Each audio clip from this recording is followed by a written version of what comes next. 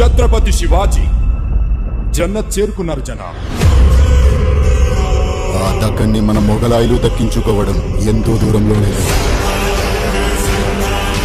మరాఠాల సింహం లేనప్పటికీ తన వేటని చావా కొనసాగిస్తాను. మరాఠా సామ్రాజ్యానికి వ్యతిరేకంగా ఎప్పుడు ఆలోచించినా చీల్చి చెండాడుతాను.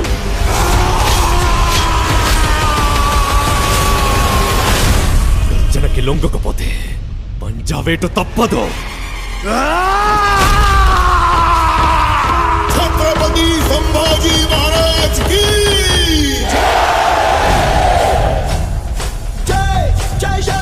ఈ యుద్ధం స్వరాజ్య సాధన కోసం చేసే యజ్ఞం. ఆ మహాదేవుని సాక్షిగా ప్రతి పౌరుడి సంరక్షణే మన లక్ష్యం. స్వరాజ్య స్థాపన సాక్షాత్ ఈశ్వరేచ్ఛ. మేము ఔరంగజేబును కలవడానికి వెళ్తున్నాం. కళ్లల్లో కించిత్ చింత కూడా లేదు.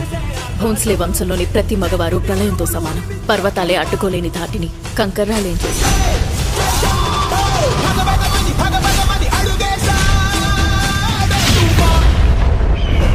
చిన్న పెద్ద చూడకుండా అయిన వాళ్ళ శవాలని తొక్కుకుంటూ ఈ కిరీటాన్ని అందుకున్నాను. మేము మళ్ళీ ఈ కిరీటాన్ని ఆ పొగరుబోతు సంబా చావు కేకని హిందుస్థాన్ మొత్తం విన్నాకి ధరిస్తాను. కాషాయం రంగు ఎక్కడ కనిపించినా సరే ఎర్రగా మార్చి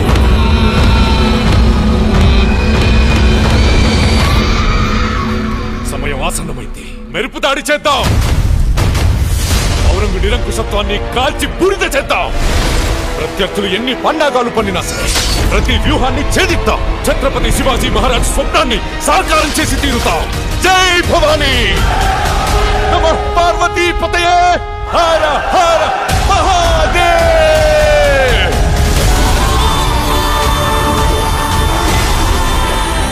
సమగ్ర మరాఠా సామ్రాజ్యంతో పాటు నేను కూడా ఎదురు చూస్తుంది ఈ రోజు కోసమే. మీ నమ్మకం మాకు తోడుంటే యుద్ధం కూడా ఉత్సవమే.